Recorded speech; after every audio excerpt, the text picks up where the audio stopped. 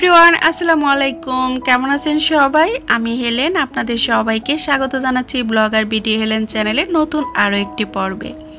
আজকে আপনাদের সাথে আমি শেয়ার করতে যাচ্ছি 7 দিনের জন্য কিভাবে কাজটাকে সহজ করা যায় আর আমি কিভাবে সহজ করে রাখি সেই পদ্ধতিটাই আপনাদের সাথে শেয়ার করব। আশা করছি পুরো ভিডিও জুড়ে যদি আমার সাথে থাকেন তাহলে অবশ্যই কিছু একটা আইডিয়া হয়তো আপনি পেতে পারেন বা আপনি হয়তো কাজে লাগাতে পারেন, আর সেটাই হচ্ছে আমার ভিডিওর সার্থকতা হবে।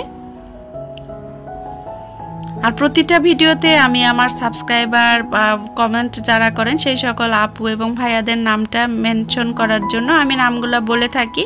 তো আজকে যেহেতু আমার ছোট্ট একটা ভিডিও, এই জন্য কিন্তু আপনাদের নাম নিতে পারছি না বলে সরি। আর আমাকে গত ভিডিওতে আমার প্রিয় আপু সালমা টেস্ট অ্যান্ড টেলস উইথে সালমা আপু বলেছে, আপু প্রতি ভিডিওতে আমার নাম নেওয়ার দরকার নেই, আমি প্রতি ভিডিওতেই নিব। আপু তুমি যতবার আমাকে কমেন্ট করবে আমি তোমার নাম প্রতিটা ভিডিওতেই নিব, কারণ আমি আজকে ছোট ভিডিও দেখে নিলাম না। এদিকে দেখেন আমি কিন্তু আপনাদের সাথে কথা বলতে বলতে আমার কিন্তু মশলাদানিটা সাজানো হয়ে গেছে। এখানে মরিচের গুঁড়া, হলুদের গুঁড়া, জিরা গুঁড়া আর ধনিয়া গুঁড়াটা আমি এবার কিনে এনেছি। আমি একটা ম্যাজিক মশলা তৈরি করি, যেহেতু বাসায় থাকা হচ্ছে না, এখানে অনেক ধরনের মশলা বাজার থেকে কিনে এনে রোদে শুকিয়ে তারপরে গুঁড়া করতে হয়। তো যেহেতু আমি এখন রোদও পাচ্ছি না, এক টানা বৃষ্টি হয়ে যাচ্ছে সিলেটে, তো সেদিকেই কিন্তু খুবই কম সময় রোদ উঠে এবং সেই রোদটা মশলা শুকানোর মতো না, এজন্য আমি কিন্তু করতে পারছি না। তো ধনিয়া গুঁড়া বাজার থেকে কিনে এনে চালিয়ে দিচ্ছি। আর এই যে এখানে শুকনো গরম মশলা, তারপর ফোড়ন দেওয়ার জন্য জিরা, সব কিছু কিন্তু একটা বক্সে আমি রেখে দিলাম, যেটা সবচেয়ে কাজ দেয় মশলা রান্না করার সময়। বারবার কৌটাগুলো অন্য একটা কৌটা হলে বারবার খোলো বের করো, একটা কৌটাতে যদি আপনি এভাবে হাতের কাছে রাখতে পারেন দেখবেন সপ্তাহে কিন্তু আপনি অনেকটা রান্না করার সময় আপনার সময় কম লাগবে। এদিকে চলে আসছি সবজি কাটার জন্য।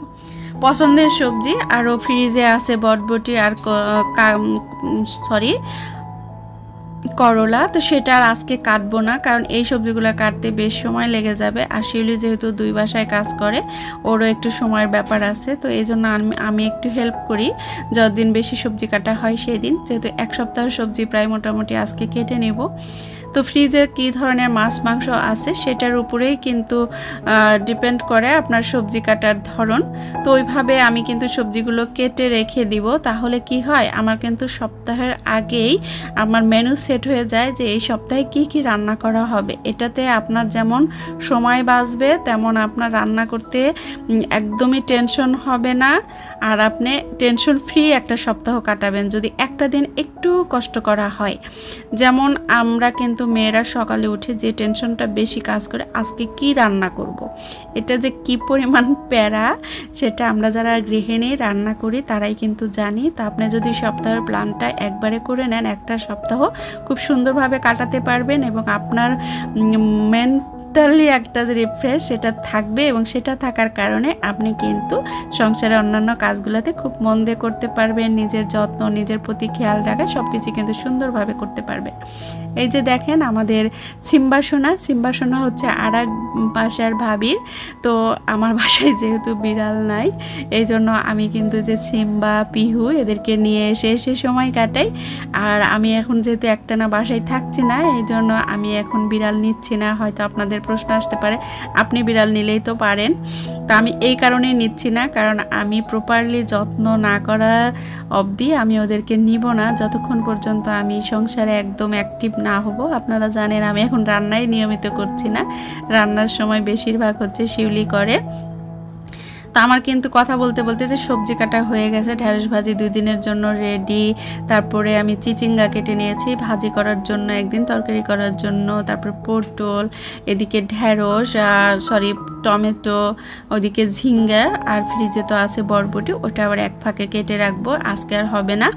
তো যাই হোক, এই যে এগুলা কেটে এভাবে ফ্রিজে রেখে দিলে দেখবেন আপনার 1 সপ্তাহের জন্য আপনি একদম ফ্রেশ আছেন। আর রান্না যে কি পরিমাণ একটা বিরক্ত, এই টেনশন করাটা যে আজকে রান্নাটা কি করব, তো এই টেনশনটা যদি আপনি মুক্তি পেতে চান তো এইভাবে করে করে রাখতে পারেন। আর দেখবেন আমরা আরেকটা জিনিস করতে পারেন, সেটা হলো মাছ মাংসটাও কিন্তু আপনি আগে নির্ধারণ করে নেবেন যে কোন দিন কোন মাছ মাংস রান্না করবেন, তাহলে দেখবেন আরও মেন্টালি একদম ফ্রেশ থাকবেন পুরো এক সপ্তাহ জুড়ে।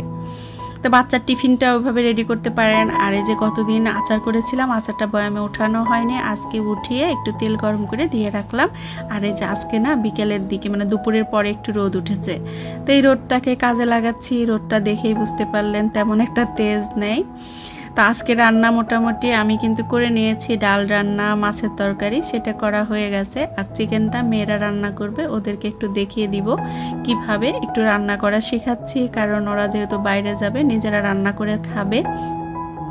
তো কিছু কিছু রান্না এখন একটু শেখানো হচ্ছে, তার মাঝে চিকেনটা একটু বেশি বললাম যে আজকে শেখা হচ্ছে হাতে মাখিয়ে যেভাবে রান্না করি সেটা খুব তাড়াহুড়ো করে তোমরা এটা রান্না করে খেতে পারবা। তো ওটাই বলে দিচ্ছিলাম, তো মশলা পরিমাণগুলো একটু দেখিয়ে দিচ্ছি। তো হবে না, আমরা মেয়েরা কিন্তু এটা পারি, যখন যার মাথার উপর যেটা পড়ে সেটা কিন্তু সে তখন আমরা মানে করতে পারি। তো এইভাবে রেডি করে দিলাম। আর এরকম একটা মশলার দানিটা ওদের রেডি করে দিব, তাহলে কিন্তু ওরা খুব দ্রুত সুন্দরভাবে রান্না করে খেতে পারবে। তো এইগুলা করতে তো আমাকে অনেক মানে এই জন্য ব্যাগটাকে গোছাচ্ছি, ওইদিকেও টেনশন নিচ্ছি, এই জন্যই নিয়মিত ওইভাবে ভিডিও দেওয়া হচ্ছে না। তারপরে আর বুঝতেই পাচ্ছেন দেশের যে পরিস্থিতি, এই পরিস্থিতির মধ্যে আসলে একটার পর একটা পেরেশানি, একটার পর একটা টেনশন আমরা কেন জানি মনে হচ্ছে।